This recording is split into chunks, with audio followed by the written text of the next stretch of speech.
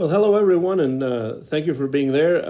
As Nick said, my name is Dr. Anton Garcia Fernandez. I'm one of the Spanish professors at the University of Tennessee at Martin, and I live in Jackson, and I really was looking forward to visiting the Freed-Hardeman campus since I live not too far from there, but the snow got in the way, and I just want to thank you all for being here virtually, and also the organizers for how quickly and how well they turned this in-person conference into an online conference and allowed us to be here. So thank you for that. And I'm going to be presenting about, as you also said, mystery and the supernatural in Germán Espinosa's Cuando, Besan, Sombras, which is a novel from 2004, which could be translated into English, although it hasn't been translated into English, as When Shadows Kiss. It's this novel right here by Germán Espinosa, who was born in Cartagena de Indias in Colombia in 1938, and he is one of the most relevant figures in the history of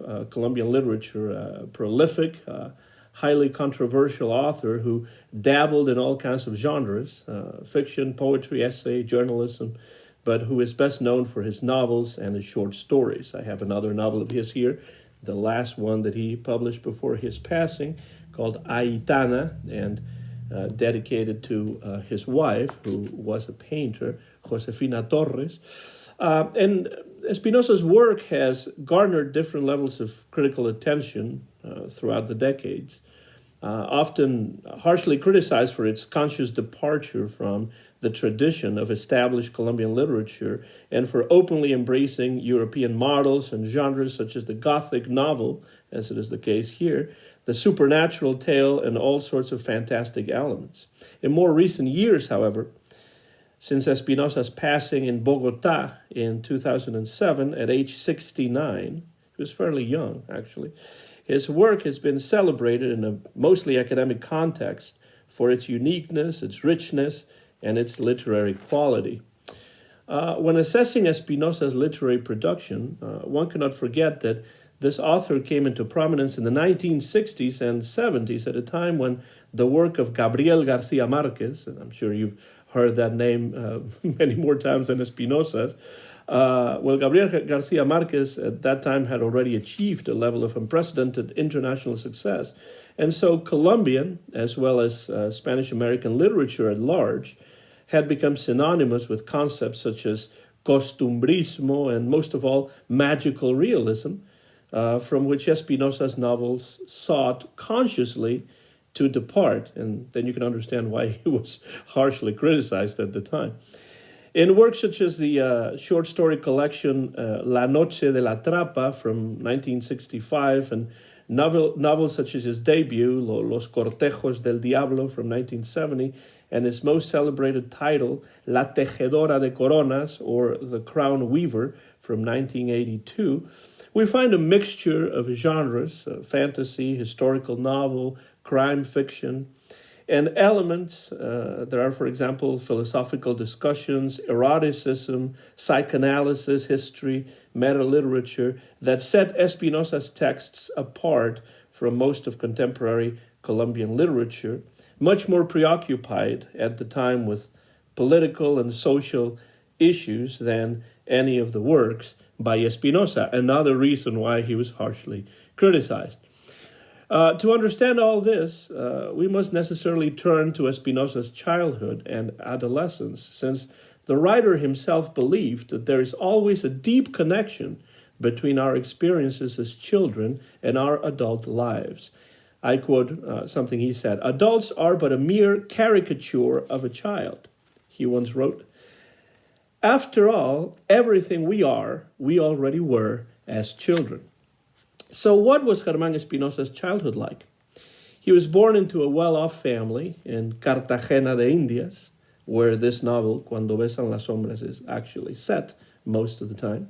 And soon he would come into contact with literature by means of the well-furnished personal libraries owned by both his grandfather and his father, full of all types of books from all over the world and not always easy to find in Colombia at the time. The young Espinosa was particularly fascinated by the French works of authors such as Alexandre Dumas, Victor Hugo, Stendhal, Honoré de Balzac, and Anatole France. Music was also an early passion that would stay with Espinosa throughout the rest of his lifetime. And in the big family estate in Cartagena de Indias, Espinosa was exposed to all kinds of music: Colombian folk music, tango, boleros, bossa nova, Mexican music, and even classical symphonic music. A passion that he kept cultivating in his adult life after marrying painter Josefina Torres and settling in Bogota, where he passed away as well. Music surfaces constantly in his literary works, and for instance, in Cuando, Besan, Sombras, two of the main characters, not one, but two of the main characters are classical composers.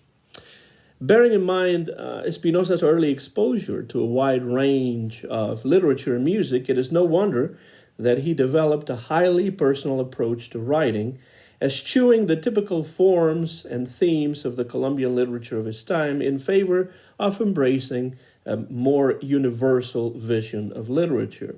He always refused being ascribed to any specific literary school or movement, and in that sense, rather than being described as a Colombian writer, he much preferred the term Caribbean, which carried a more universal meaning for him. He said, for example, I quote, "I don't care much about what Colombian novelists have done, are doing, or will do. I am not really a Colombian writer, but rather a Caribbean, and therefore a more universal one," he once famously stated, echoing, by the way, the highly idealistic vision of the existence of a raza cósmica, or cosmic race, proposed by the Mexican philosopher José Vasconcelos, as a kind of synthesis of all races and cultures in the world. As one can imagine, it is little wonder either that Espinosa's fiercest critics decried what they considered to be the escapism, elitism, and lack of political compromise of his literature. His very personal approach to writing earned him harsh criticism from the very beginning. In fact, as a teen, his early poems, which were collected in a volume entitled Letanías del Crepúsculo, Litanies of Twilight from 1954, were considered to be too erotically explicit, and that led to his being expelled from the Jesuit school he was attending at the time, when he was a teenager. By the time he began publishing short stories in newspapers and magazines in the early 1960s, his style began showing signs of full development, and their main characteristics are the same that would later be found in most of his novels, and also in this novel here, Cuando Besan las Sombras. The characteristics are a highly polished use of language, a dose of irony and humor, all sorts of references to literature, art, music, and philosophy, and a wide range of fantastic, Gothic, mysterious, and erotic elements, together with a fascination with history and the past. And all of this, of course, reflects Espinosa's influences and artistic interests, and as more recent critics have shown, is part of Espinosa's attempt to modernize the novelistic tradition of his native Colombia. In this sense, even though he and his wife resided in the city of Bogota most of their lives, Espinosa also had the chance to spend some time overseas as a diplomat in Africa and Europe, which was, an important experience for him since he had this universal view of literature and life in general. Let's talk a little bit about the novel, which is the reason why we're here. I want to do a little introduction to Espinosa because he's not a very well-known writer, at least not in the English-speaking world. But now let's talk about the novel, which was originally published in 2004, a mere 3 years before Espinosa's passing. Cuando Besan las Sombras is a late career novel that displays most of these features we've been talking about. Without a doubt, the first thing that calls the reader's attention is Espinosa's exquisite use of language. As is usually the case with his novels, Espinosa's linguistic expression is highly polished and sophisticated with obvious poetic overtones. As a matter of fact, Espinosa always considered himself first and foremost a poet, un poeta que narra, as he would say, that is, a poet who narrates. And this also becomes clear in this novel. The work offers a very personal approach to the supernatural by constructing a tale with Gothic overtones about a newlywed couple, Fernando and Marilyn, he from Colombia, and she, of all places, from a small town in Tennessee, who, after their recent wedding, decide to settle in a stately, ancient mansion in Cartagena de Indias that soon appears to be haunted. The story at the outset is told from the first-person perspective of Fernando, who starts writing a diary from the very moment that he and his new bride move into the mansion. Though his intention at first is to record their daily activities and also the process of composing his first symphony, because he is evidently well off and presents himself as a classical composer from the very beginning, the diary soon reflects the mysterious ghostly apparitions that begin to occur in this domestic space. In the beginning, the supernatural element materializes in the form of eerie moaning sounds that they start to hear during their frequent lovemaking. Let's not forget their newlyweds. And they are an immediate turn off because they are not related to their sexual activity. It does not take Fernando and Marilyn long to realize that these moaning sounds are linked to a ghost that seems to be haunting the mansion, the ghost of a slender young woman, unknown to them, whose appearances become more and more frequent, and who seems to concentrate her attentions increasingly on Fernando, as though she were somehow acquainted with him. Some of the usual characteristics of Espinosa's fiction are clearly on display in the very premise of the novel: fantasy, the supernatural, eroticism, the use of music. But the story will become much more intricate once Fernando starts investigating the history of the mansion and learns about its dark, unsettling past. The house provided the background for the murders of two women from the same family. In the late 19th century, the Dr. Ottorino Rimbaldi shot his wife, Celeste Goldwyn, because he suspected her of being unfaithful. A few decades later, around 1915, his son, the composer Arturo Rimbaldi, also murdered his young wife, Daniela Moran, in the same house and for the same reason. Not only was Arturo Rimbaldi a classical composer like Fernando himself, but during a long-winded process of historical research, Fernando learns that Rimbaldi is actually a distant relative of his. So he's related to this Rimbaldi and to this family of murderers.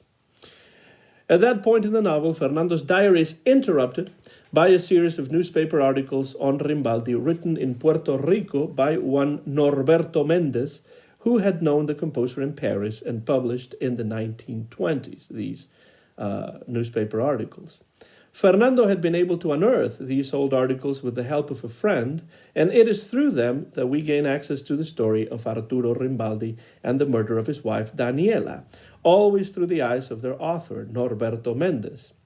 The text turns now into a kind of historical novel that traces Rimbaldi's life in Paris, Buenos Aires, and Barcelona, in which some real historical figures appear. For instance, while in Paris, Arturo Rimbaldi and Norberto have the chance to spend an entire afternoon at a typical bohemian cafe in Paris, conversing with none other than Oscar Wilde, shortly before the great Irish writer's passing.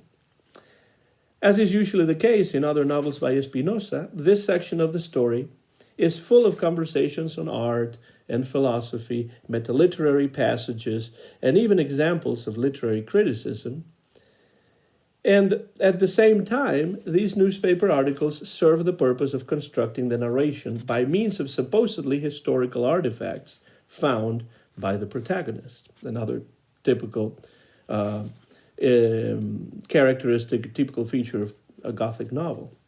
The third and final section of the novel turns its attention back to Fernando's diary, picking up where it had left off before the insertion of the Puerto Rican newspaper articles on Rimbaldi.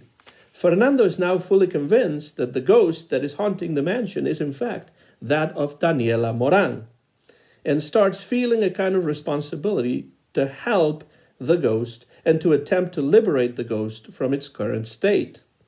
Fernando's sense of duty toward the ghost of Daniela will gradually evolve, unsurprisingly, into love and sexual desire, eventually turning into a kind of obsession whose signs are at times subtle but often really obvious. For instance, the symphony on which Fernando has been working off and on, more off than on to be sure, was originally inspired by the casualties of war in Colombia. But who cares about the casualties of war in Colombia now that he has met the ghost? Now he decides to dedicate the symphony to Daniela's ghost, and I quote from the work. It is as though the spectre had taken possession of my work, as though it wanted to share its authorship, states Fernando in his diary, noting also that Daniela is increasingly becoming more important to him than his own wife, Marilyn. This becomes clear not only in Fernando's musical work, but also in a series of dreams that he starts recording in his diary, some of them having to do with Rimbaldi's life story, but many of them involving Daniela's ghost. The latter, the ones involving Daniela's ghost, are of a clearly sexual nature and obviously indicate Fernando's attraction to Daniela, which goes way beyond his desire to help her break away from her ghostly state. This reaches its climax one night when the ghost of Daniela appears in Fernando and Marilyn's bedroom and desperately pleads with Fernando as though she thought that Fernando were Arturo Rimbaldi. "I swear to God, I was never unfaithful to you," she pleads. And upon hearing this, Fernando embraces the ghost and kisses its cheek as Marilyn suddenly wakes up and witnesses the scene. Marilyn's anger and disappointment in her husband's newfound feelings for Daniela's ghost lead her to leave the mansion and the marriage and rekindle a relationship with a former lover, an American, Freddie Prescott. In an unexpected turn of events, Marilyn and Freddie, who is described as a man with a shady past by Fernando, and remember that we're looking at all of this through Fernando's eyes and through his diary,